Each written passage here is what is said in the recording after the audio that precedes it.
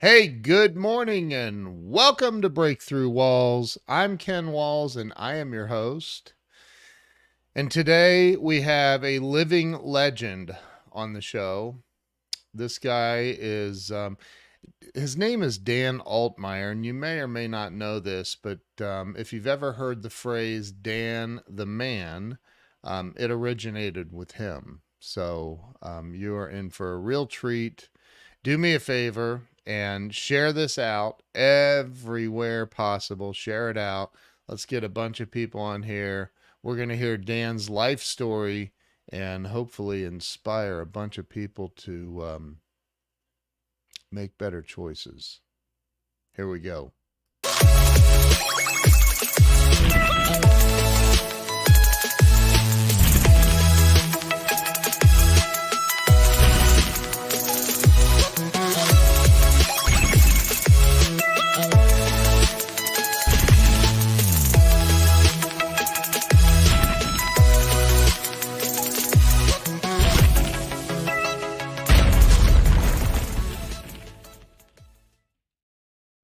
All right, here we go. Let me bring Dan on the show.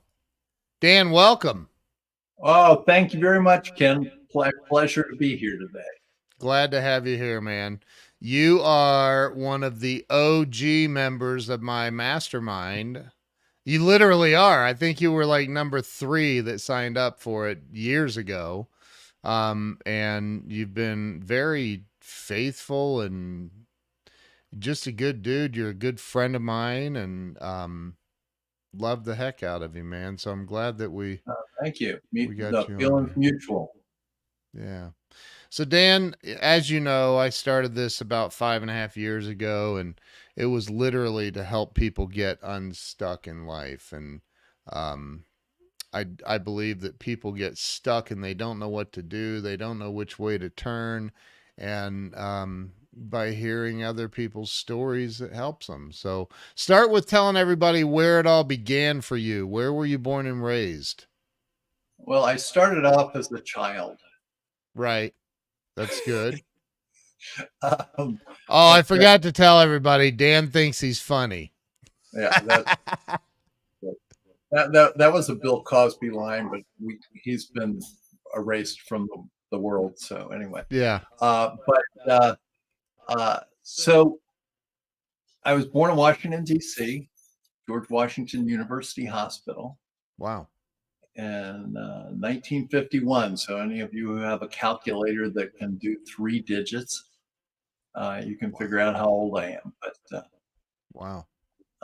so when I grew up in bouncing around. My parents were not having the greatest marriage in the world, and so I bounced back and forth between Washington D.C., Silver Spring, Pittsburgh, Pennsylvania, Wow. and then ended up back in Montgomery County, Maryland, and Wheaton, Maryland, where I, from third grade on, kind of lived. So your parents got divorced? Is that what you're saying? Yeah, they got divorced when I was 8 years old. Okay. Okay. So you bounced around, you ended up back in by the way, Pittsburgh is an awesome town. I love Pittsburgh. I used to Oh, live it there. is. And Yeah. when I was a little kid, we we didn't have a whole lot of money, and it was the excitement was to go down to the river and watch them dump slag down the slag pile, molten slag, and it was like watching a fireworks.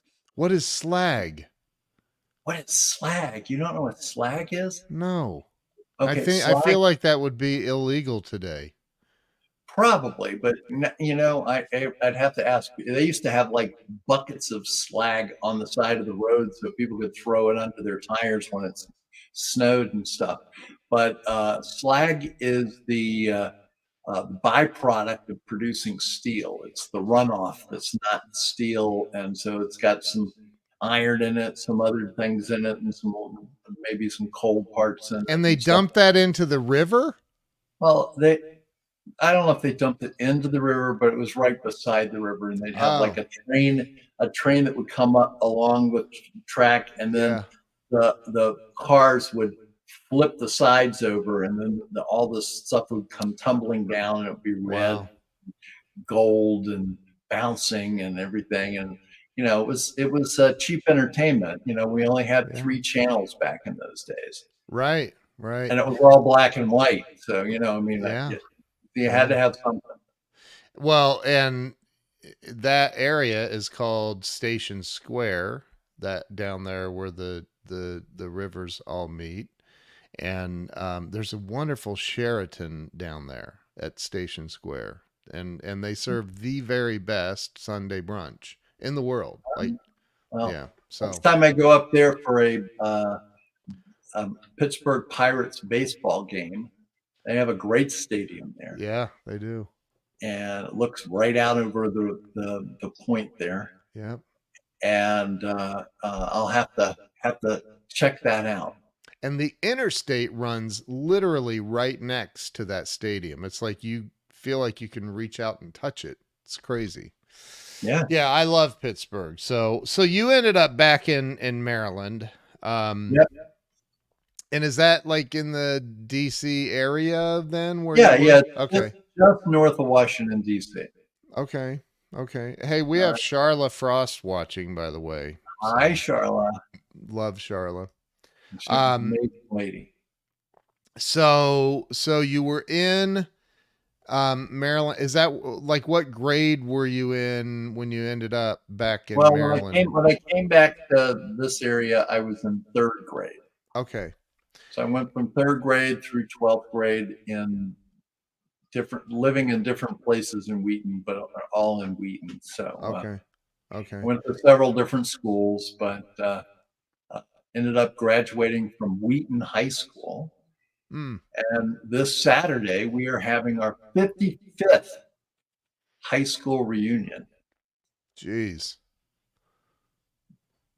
That means you graduated about when I was born. I graduated in 1969. Okay, I was a year old. So wow. So you graduated there, and what happened after and what was it? I always wonder this. I always wonder like what happened as a child, or what person, what event, what thing took place that kind of um, pushed you into what you became as an adult. So, I know you said you went to college. What did you study, and what do you feel like happened as a child that pushed you in the direction you went as an adult?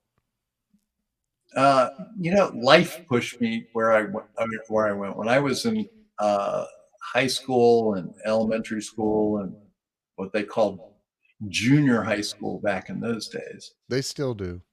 Uh, around here is middle school. Oh, that too. Yeah. Yeah, Yeah. but uh, I was a big history buff, Okay. and so when I went for my first year in college to the University of Rochester in Rochester, New York, or as we used to say, Rochester. Yeah. Um, I was uh, going there to study political science and history. Okay.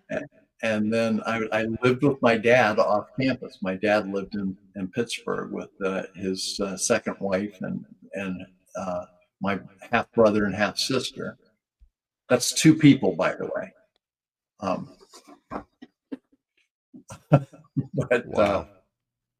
Thanks for that clarification. I just wanted to make sure you said you weren't feeling real well today. I just didn't want that to go past you. I got it. Yeah. Got Yeah. it. Okay. So I'm sure if Morshower saw that, he would appreciate it. I think that in today's world that clarification might actually be necessary. So thank you for that. You're welcome. Anyway, so I lived at their house. I worked part time and went to the University of Rochester studying political science, and history. It was a great experience. I worked part time at the greatest job an 18-year-old could have, aside from being a bartender. Was I was I worked a toy store during Christmas sales time, and Okay. that was a lot of fun. I got to show people toys and all that kind of stuff, and Right. that was cool. And then at the end of that year, that season, they said, "We don't need you anymore.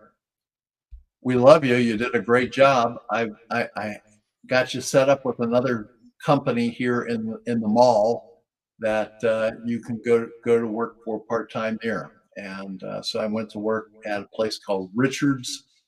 Um, what was it? Richard's Stationery, Okay.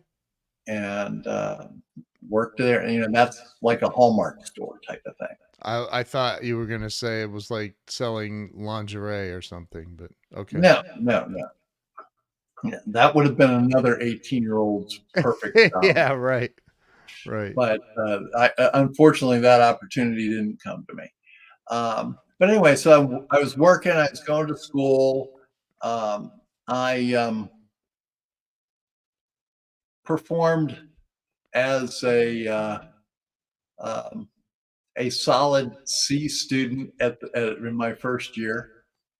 And in August, when I came back home for the summer, back down to Wheaton, my dad called me up in the end of August and said, um, "I was expecting for you to get better grades and get a scholarship the next year. We don't have any money. Don't come back." Oh wow. Thanks, Dad. Yeah. So the guy, I kind of went, "Oh my gosh, what am I going to do?" So then I realized my mom and stepfather didn't have uh, the funds to support me going back to University of Rochester, which was an expensive school.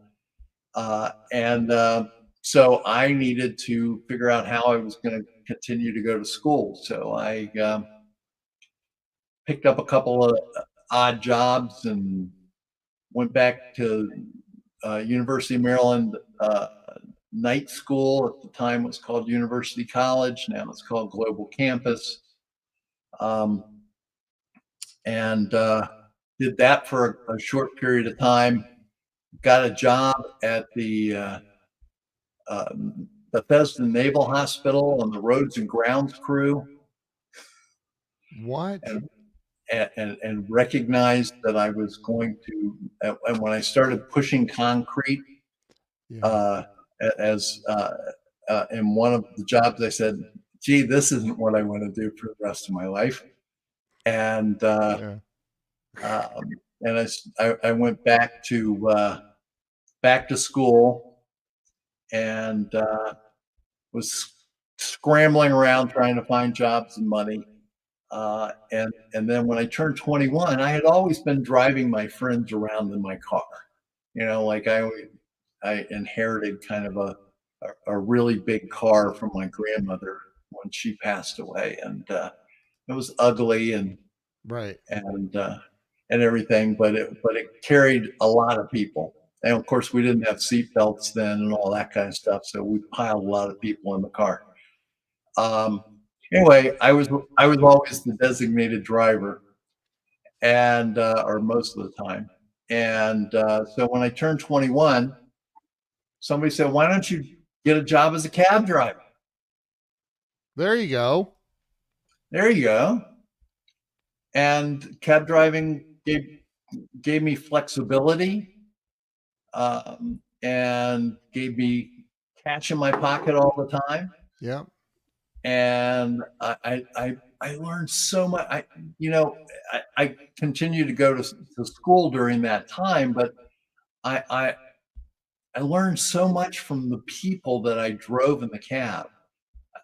I learned how to talk to people. I learned how to, uh, a lot of stuff from a lot of people that I didn't know in my upbringing. Right. Right. And I met people from all Yeah. economic groups, and from people that were government officials all the way to people who were uh, getting picked up at 9:45 so they could get to the liquor store when it opens at 10 o'clock. Wow. Uh, Wait Yeah. for me out here. I'll be right back out. That kind of stuff. Yeah. Yeah. And that was And in Maryland. that was in Maryland. Yeah. Yeah. Yeah. And so it was a great experience. And one day I saw this ad for bus drivers. They were starting a bus system in Montgomery County, Maryland, and it was going to pay $2.87 an hour. And I was like, Right on. wow, 287. That's That's a lot. amazing. Yeah. That's Heck yeah. amazing. I can get 287 and they'll pay tuition reimbursement. Beautiful. And I'm there like, wow, that is really great. And I went and I mean, that's around $90 or so a week. Maybe 100. No, it's closer. That's about 100, almost $120. Yeah. Dude, that is like, and the opportunity for overtime. Plus, they were well, going to pay for college, So I'm like, this is great. yeah. So I went there, and within 4 months, I was promoted to be a dispatcher. I had done some cab dispatching, and this was a demand responsive type of thing Yeah. where they would go to people's houses and pick people up with the bus. And so I understood how to dispatch that, and I was not shy. Did you know I was shy? I was, I I was know. not shy about letting them know that ways that they can improve things. Yeah. And I got promoted to a dispatch position, and then about a year later, they closed that dial-a-ride demand responsive system because budget cuts. Yeah.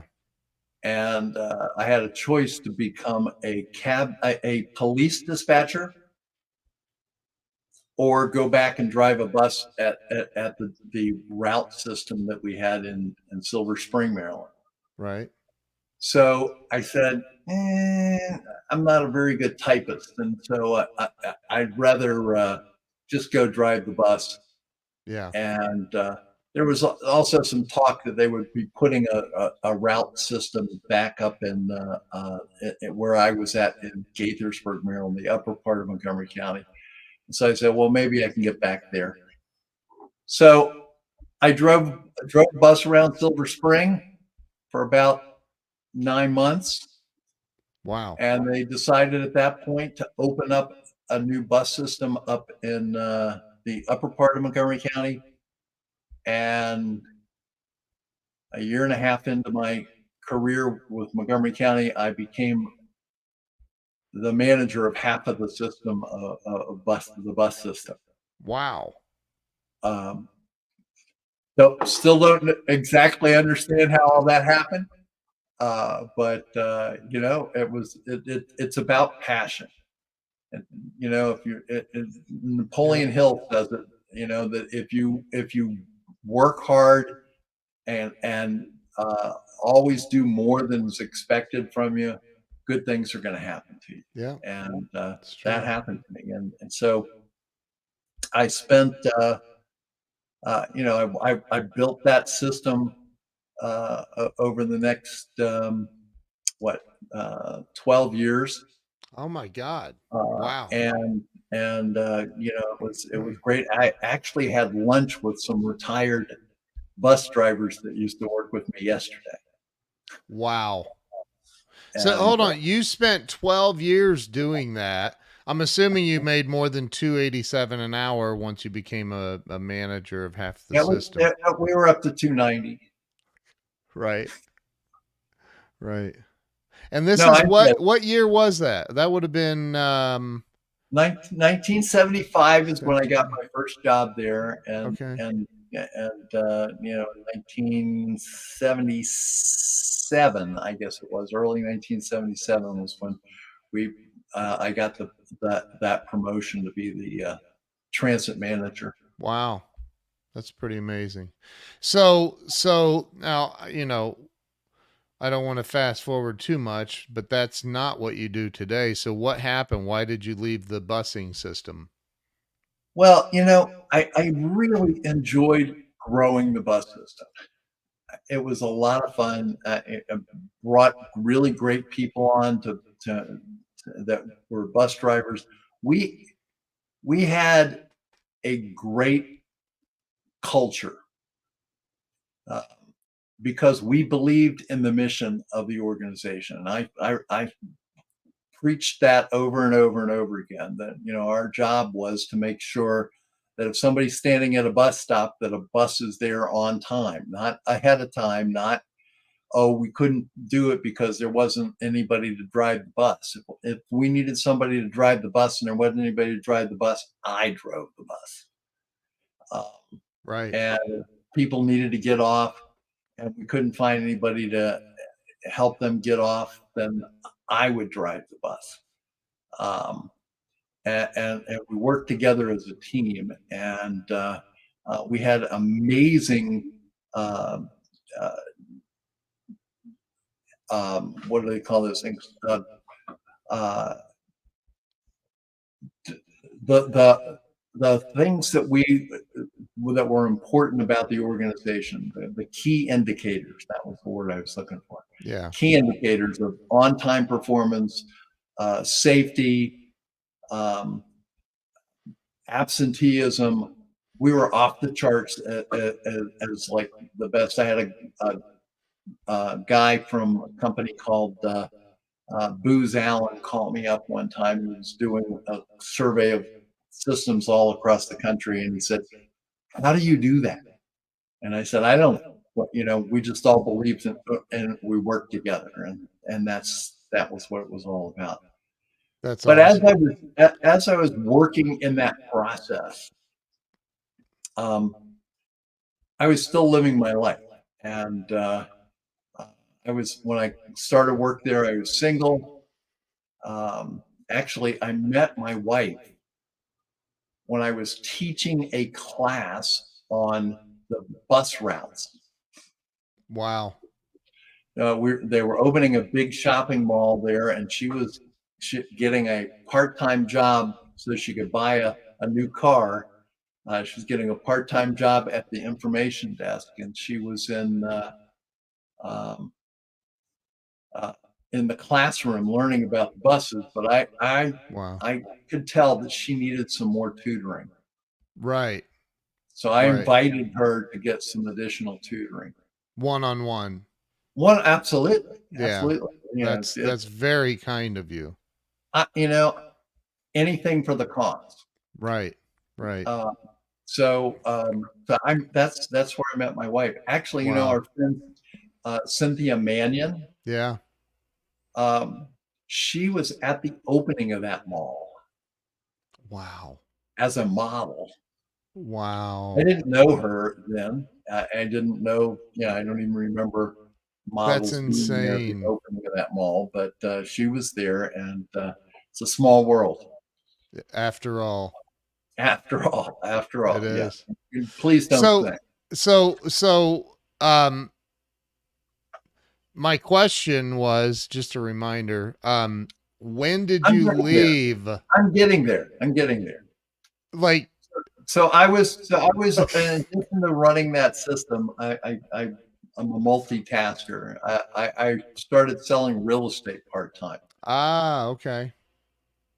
and I was doing okay for a part time guy.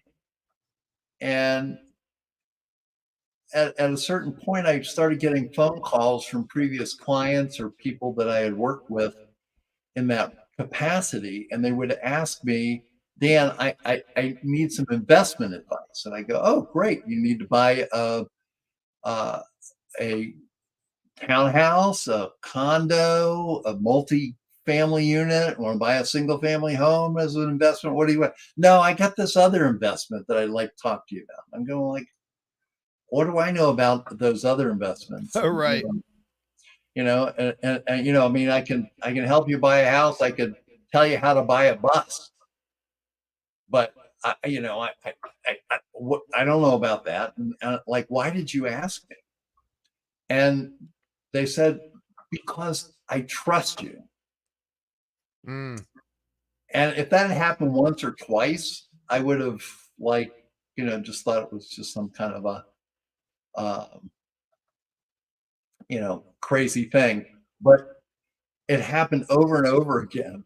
And so I said, And then there was a guy at the office that was also working part time, the guy at the real estate office, who was just getting out of the military, and he was studying to be a certified financial planner. And I said, hey, that's pretty cool. How do you do that? And being a multitasker, I said, why don't I do that too? And so I started studying to be a CFP. wow. My insurance agent got wind of that and said, hey, why don't you partner with me?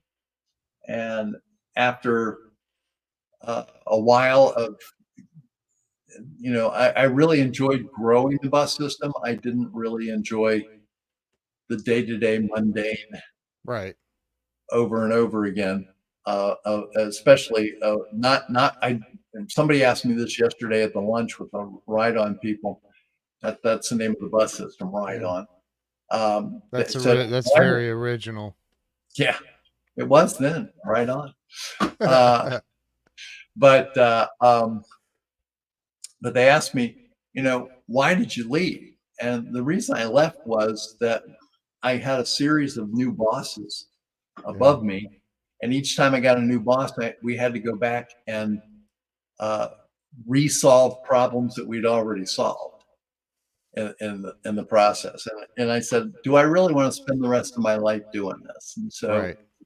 uh, my wife and I, after we had our second child, uh, my daughter Lindsay, we had a heart-to-heart conversation, and I said, I really think that this is what I want to do, and she was fully supportive.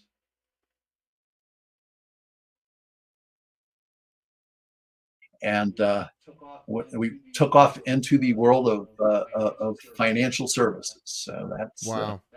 that's my journey to the financial services business. Started that part time in 1986 and full Jeez. time August 1987. Wow. And you, let's see, at that point you would have been um Old. 36. Yeah, 36, 37. Right. Yeah. That's not old.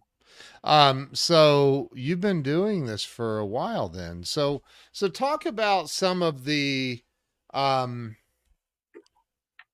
I mean, I, I don't know how many presidencies you've lived through. Um but I would like for you to talk a little about what you've seen change. I know that yesterday they cut 0.5% on the interest rate, and I saw a post by Grant Cardone talking about some crazy stuff about that topic. And so, I would like to hear your take on that. I mean, a CFP, for those watching that don't know, a lot of it is insurance and positioning yourself properly with the right insurance. Am I right? Yep. And Well, and, then and, and investments and and everything else. investments. Right, right. So talk about some of the changes, because I'm sure there's been times in your career where no matter what you did, you couldn't stop the money from flowing into you. And there's been times in your career where it's like, oh God, are we going to make it? Like, right. So talk Well, about, that's the life of an entrepreneur. Yeah. right. So it is. So talk about some of the things you've seen, in your years of doing this that's changed, and what you think some of the causes of these investment changes and the volatility or fluctuation of the of all of it. Okay. So when I was selling real estate in the late 70s, early 80s, in the That late was in the 70s, 1900s for those of you that don't know what he's talking about. thank you. Um, Back before the turn of the century. Yes. Right. Right. Yeah. In the 20th century. And Yeah. then the 20th century. Right. So back in the 1970s and 80s, in the late 1970s, we were trying to sell houses with mortgage rates of 18%. Right. Yep. So people are freaking out with a 7% interest rate. And I understand that, because the buying power, I mean, we had a 10-year period where interest rates were incredibly low. Yeah. But, uh, you know, it, it palls in comparison of Yeah. what was dealing with that, because, it was just very unaffordable to buy homes in that case.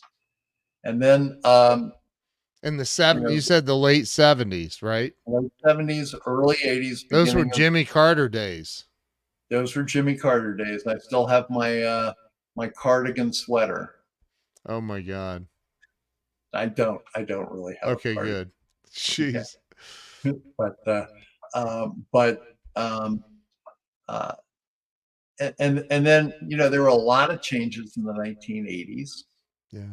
to the tax code, to interest rates. Interest rates started coming down, but it was a long, slow path to get to where we are today. I mean, even in the 1990s, we still had double-digit interest rates on a lot of loans, um, it was a long slide down, and then unfortunately, over the pandemic and beyond, we've had a spike in interest rates, because we've had a spike in inflation, and so what got us here, I'll get geeky for about 30 seconds here. And I think it was 1998. Um, they made a change in the tax law and the financial services law, where it used to be, from FDR days on, that banks did banking, insurance companies did insurance companies, security companies did security stuff, but they they changed that law and allowed there to be flow with other things, and each one of those organizations uh, didn't have the same limitations on them, and we ended up having some challenges around that, like in 2008 when we had the mortgage crisis, um, and there's still things back and forth about that even today. If we could go back to those days, that would be. I think it would be a simpler thing, because you would know who to go to for what, Yeah. and who you could trust, um, on the thing. Not that any of these organizations are not trustworthy, but it was just a little simpler back in those days. You Um, know, I just went over to Grok on X, which is Elon's very honest and non-biased AI. I don't even use Google anymore because, well, for many reasons. But um, and I just said, what was while you were talking there? I said, what was the national debt in 1980? You want to guess? I, I don't know, $300 million, $300 billion. it was 909 billion dollars, Okay. and it's $35.3 trillion now. That's a big leap. Some of the things that cause these problems with inflation is, I mean, I've heard Elon talk about it, and a lot of other people way smarter than me, um, is government overspending causes inflation. And That's certainly part of it. There are other factors that yeah, supply chain and yeah. other issues, uh, demand, Yeah, uh, yeah, and the like. But whether we have oil or not, whether we have electricity or not. Um, yes, those things I definitely mean, make a one of the things difference. that scares me for the future is with AI and electric cars and moving everything to the grid. Our grid is not built to do that, and nobody's talking about how we're going to change that grid. Yeah, Uh, I guess that's the easy way to get out of not having to deal with it. You just don't talk about it, and then it becomes a crisis, and then you become a savior when you take care of it. yeah, yeah, Um, but there are a lot of factors around inflation. yeah. But if you spend more than you take in, the bill will come due at some point. Well, And we actually have a higher national debt than we have a GDP. So we're right. actually more Yeah. in debt than we have that. So Way more. wait a minute, yeah, Yeah. But I think I think, I mean, again, I listened to a lot of what Elon Musk talks about. He's addressing the grid. He talks about it, yeah. But and I'm talking about the yeah. you know Yes. the politicians. Yes. Yes. I'll give you a couple of interesting examples, and then kind of take it back to where I am right Yeah. now, Yeah. my business and my Yeah. life.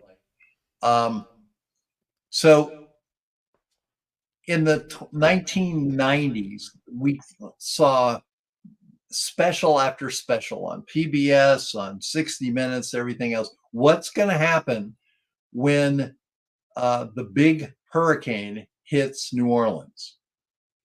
And we need to change the infrastructure so that it doesn't wipe it out and everything Right. else. And then nobody did anything. And then what happened? The A big big hurricane hurricane came. hit. Yeah. Yeah. And boom, it was a disaster. It was a huge disaster, but it wasn't because it came out of nowhere. Right. Everybody knew about it. They just didn't want to act. It wasn't comfortable to act. Well, it was a lot less comfortable when uh, the city was underwater and people were being bused and flown Yeah. to Houston and other places like that. Yeah. And a beautiful, wonderful city, and it was that didn't have to happen. Uh, about Well, about a year ago, a big container ship ran into a bridge right up here in Baltimore yeah. that was on one of the major thoroughfares, Route 95, Yeah. I remember. and crushed it. Okay. And the Yeah. whole thing came tumbling down. Unfortunately, there were 6 people working on it. It happened at night, but the 6 people died. Mm. But it could have been an incredible disaster because that's usually full of traffic. Right. Right. And it would have been a complete disaster. There are these little things called dolphins, and I don't mean porpoises or flipper. Yeah. For those of you who are old enough to remember who Flipper is. Okay. But they're barriers outside of the stanchions, the support beams of a bridge there were just itty bitty little ones that were like a little square that had been put in before, but they were not enough to stop a huge container ship like that. Right. Right. They'd known about that. They could have spent the money to put those in. Right. They could have spent the money to require the boats, because that boat lost power is why Right. it ran into it. That they could have had a requirement in the Port of Baltimore that every container ship had to have tugboats taking them out, Right. Right. but they didn't. And we had a crisis because it wasn't comfortable to make that decision. Right. Okay. I just wrote a book about long-term care. Hold it. Put it back up. Hold it back up. Oh, it's reversed. Hold on. It's reversed. Let me hold my copy up. It's not reversed. It's Aging not reversed. gracefully. Okay. Well, that you got the good copy then. Right. I think it's your camera setting. That's all. Yes, No, it no is my biggie. camera setting. Okay. Yeah. No But biggie. anyway, the somebody asked me in an interview a couple weeks ago, why don't people buy long-term care insurance? Why don't people have a long-term care plan in place? You know that 70% of the people over age 65 are going to need care at some point in the rest of their life. And yet only 14% of the people over 50 have a plan in place to protect themselves. That plan may include insurance, it may not include insurance, but they don't even have a plan. And it's 70%. If it's 70% chance of rain, you'd be smart to take an umbrella. Right. But people tend to not make uncomfortable decisions. And the cost of that could be a crisis. Well, your reference to New Orleans, though, I mean, obviously it was a genius that decided one day, hey, let's build a city right here in a bowl right next to where a lot of hurricanes come in on the water. Well, that But was done. That was done in the 1700s. I You know, know. a little bit before I was born. I know, but I'm thinking like, how do you, you talk about like it could have been prevented. How? I mean, the city's in a bowl. It's below sea level. And how do you prevent a hurricane from wiping it out? It was disastrous and it has happened more than once. So how do you prevent something like that? The Corps of Engineers had a plan, and Oh, they've implemented that plan since then, okay. or at least part of it. Yeah. So there were solutions, Yeah. and they have all those levees and Yeah. Yeah. everything, and that a lot of them hadn't been reinforced and everything. It's like I talk to people, they say, well, I have a plan for long-term care. I did it 20 years ago. Well, I said, well, has anything changed in the last 20 years? Right. Right. The cost of long-term care, or where you live or where your family lives, Right. family members live. You need to update your plans Right. to make things work. Yeah. And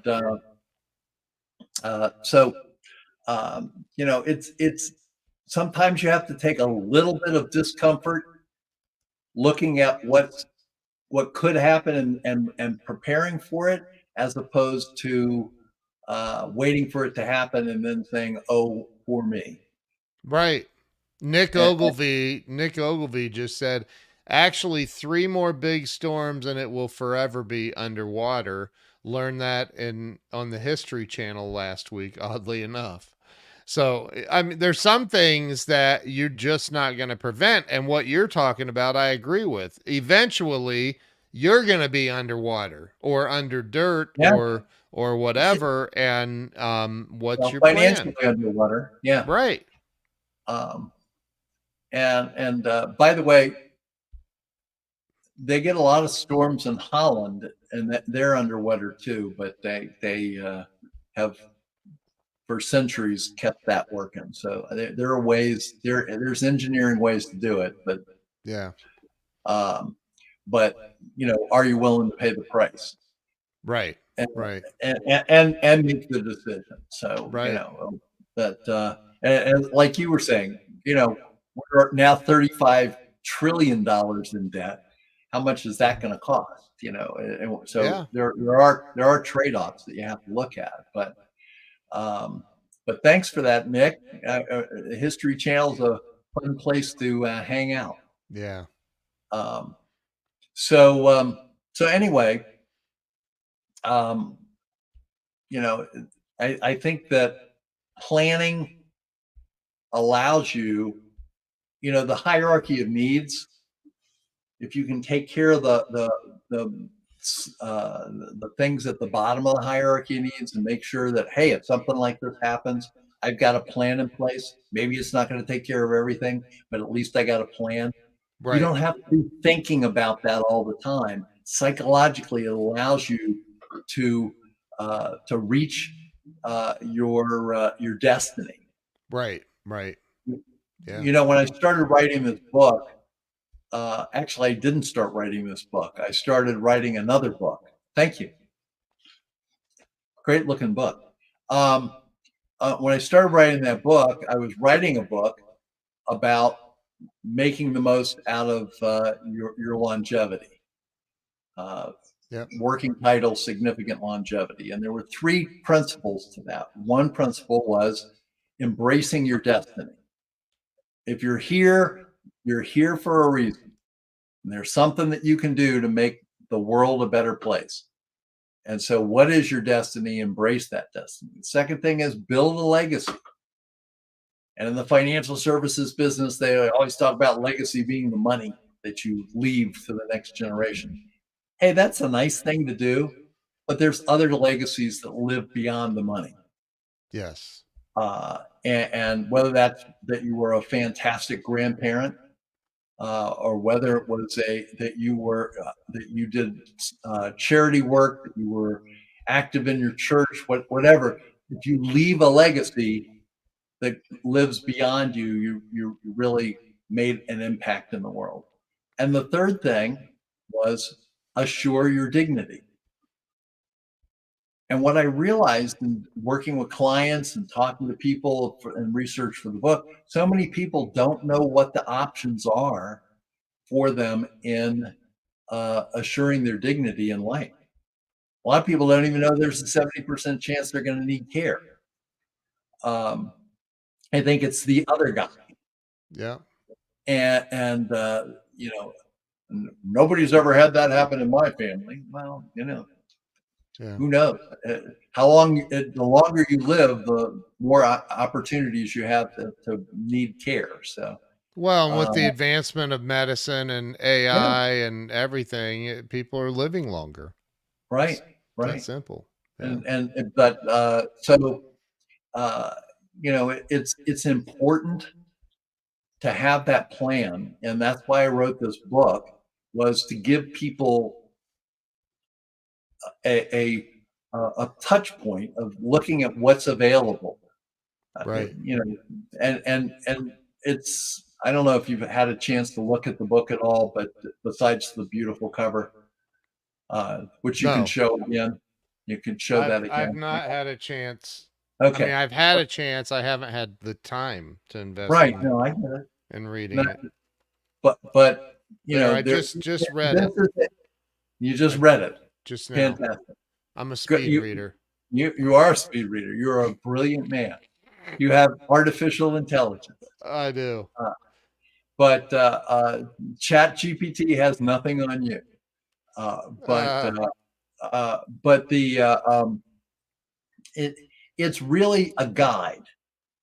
It's just a guide to help people know what's available out there. What are the things? Government programs, private programs, things forms that you need, legal documents that you need as a basis, so that you can have that protection at the bottom of your triangle so you can focus on the rest of building your legacy and embracing your destiny.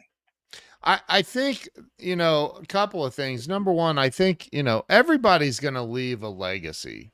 Everybody. Um, Yeah, is it a positive legacy or is it a negative? right, right. And so, excuse me, people like Glenn Morshower and people like Doug Wing and Charlotte Frost and Sandra Spurgeon and so many people that I know and love and I think about the legacy that they are leaving, when because um you know nobody gets out alive, so that acceptance of that fact is kind of important. But like I think about these massive legacies that people have created. Doug with his father's company, and then Doug helping Oh turn it yeah, into the third largest ladder company in the world, and all of these and they're amazing legacies, right? yeah, And and they also plan for the end, right? They right. plan for, they're ready for the day that it all comes to a halt and their time on Well, earth and is the done. legacy also, using Doug Wing as an example, um, is that Doug wrote a book about his dad Yep. that brought the principles that his dad used to build that business Right. to the world. Right. Otherwise, it was lost. So Yeah. part of your legacy is bringing the legacy of previous generations or other pieces of knowledge that are out there, so that people can re connect with that. Right. Right. Yes, I agree. So Dan, what was look, I'm just getting ready to ask this question. What number one, Nick wants to know how to get the book, but I want to know before well, give me the website address, that because I know you're making a special offer on it right now, that's probably less expensive than say Amazon or whatever, but what is the website address? HTTPS Yeah. colon black slash slash black. Yeah. Okay, and then Just the it's web address. okay. Bespoke, BESPOKE dash LTC, like in long term care. Bespoke dash long term care LTC .com. Got it. Okay. So I'm And gonna anybody scroll. that wants to get the book for $5, and Yeah. that includes shipping. Wow. $5, you can type in on the coupon area to apply that, and it's Walls 500. Wow. Is it all caps walls or does it matter? It doesn't matter. Okay. Well, that's awesome. So if you put in walls 500, they can get the book for $5 and that includes shipping. Yeah, and Jill just put it up there. I don't know if it'll work with www. Um, so if you do HTTPS, that's I had a problem one time with somebody couldn't get in with the www. So Oh. Oh yeah, it doesn't work. Huh. I I think I know why. I can help you with that, but so yeah, you have to type in the eight. I'll change that on the thing here. So it's HTTPS. Hang on, let me edit this. I'll put it up here. HTTPS colon slash slash bespoke. Yeah, type it in that way and it will work. If somebody will type that into the comments exactly that way, that would be great. Then it'll be clickable from the comments. So, Dan, what made you decide to? I mean, there's a gazillion books out there on this topic. What made you decide I'm going to throw my hat in that ring? Legacy. Yeah. I wanted to make a difference to somebody, and one person acts on this and gets their act together on having a plan in place, and it makes a difference. Then it was worth the process. Of course, I am in the I am a specialist in long-term care insurance, and so uh, I I hope it can help some of my clients or help people become my clients. But you know, I the numbers are incredibly terrible. 14% of people over 50 have a plan, and 70% of them are going to need care after they turn 65. Now, as Wow. you pointed out, Ken, 100% of them will die. Right. Um, Yeah, so, but that's true. 70% will need care, and it might not just be the other guy. Right. So, So place when your next door neighbor needs care, and you go like, oh gosh, I hope that never happens to me, and you start worrying about it. What right. happens when you start thinking about something all the time? When you start Right. thinking about something all the time, that's what happens to you. The Yeah. power of attraction is positive, the power of attraction is negative. Amen. Hey, Nick just bought a copy of your book. Hey, thank you, Nick. That's awesome. Nick's a good dude. He is a So great. so use the code walls 500 and you'll get the book for $5 and that includes shipping. So Dan, let me ask you this, and this will be the final question that I have, and that is, in your opinion, in your years of being on this planet, gaining significant amounts of wisdom along the way, what do you think stops people from having everything in life? Like having, I'm talking about the money, the freedom, the love, the relationships, the everything. What do you think stops people from having it all in life? That's a great question, but there's probably a very easy answer, and that is that their programming is off. Mm, That they've been programmed to be small.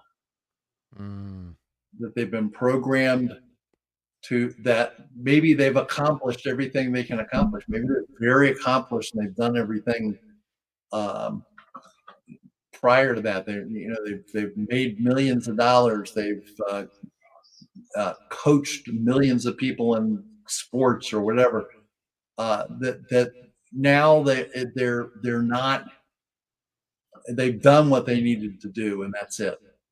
If you're here, there's a reason that you're here, and uh, you need to find that destiny and embrace that destiny. And people need something to continue to grow. Always be striving for something, whether it be um, on your physical basis, keeping yourself in good shape, whether it be a new um, pursuit. You're unique in this world. Everybody on this call, everybody that's going to ever see this tape is unique, and they have a unique set of tools and a unique set of opportunities in front of them, and you just need to embrace those. agreed. And some of your programming just exposed itself when you said anybody that ever sees this tape. It's not. Well, how It's else are they going to hear me not. say that? It's not a tape. Oh, that's true. Well, This digital recording. No, listen, Dan, I love you, dude. You're like a brother to me, a much older brother. Um, I know, and I appreciate you being in my life and being a part of the Grow Live Academy with I just everything that you stand for and do. You're an amazing dude. You're a good friend. Well, thank you. You too. I've met some amazing people all because of you. And, Thank you. and I plan to allow that to continue. Good. Good. Well, we are grateful for you, brother. So everybody watching, go to or listening on the podcast networks, http https:// Slash slash, be not backslash. what? Isn't that a forward slash? I don't know. They'll figure it out. Bespoke, BESPOKE hyphen LTC.com. Go over there and enter the code on checkout. The coupon code is WALLS, WALLS 500, and you can get Dan's book for $5. $5, and that includes shipping. I'm assuming that's for U.S. people only. U.S. people, that is. Well, actually, I don't have it set up that way. So if you're out of the U.S., it's still going to go to you.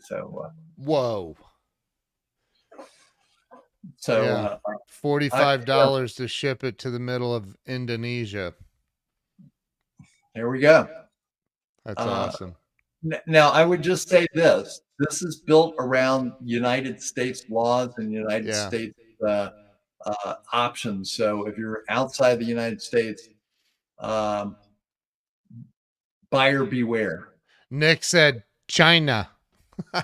China. Hey, that's China. Yes.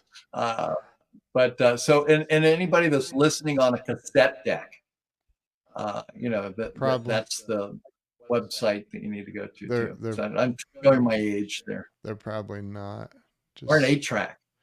Probably not. Just saying. Maybe they're listening to it on a 45 record. Hey. Yeah. Spin the hits. That's right. Thank you all for watching. Thank you for sharing. Thank you, Dan, for being here and sharing your story and your wisdom. And everybody, make sure you go follow Dan on all the social medias. Go to his website, bespoke-lt.com. And LTC. That's what I said. Okay. LTC. Long-term care. Go over and check it out. Get the books, $5. And thank you. We'll see you all very soon. Dan, thank you so much, man. I appreciate you. Thank you, Ken. And thanks everybody for your time. Thank you. Bye-bye. Guys, we'll see you later.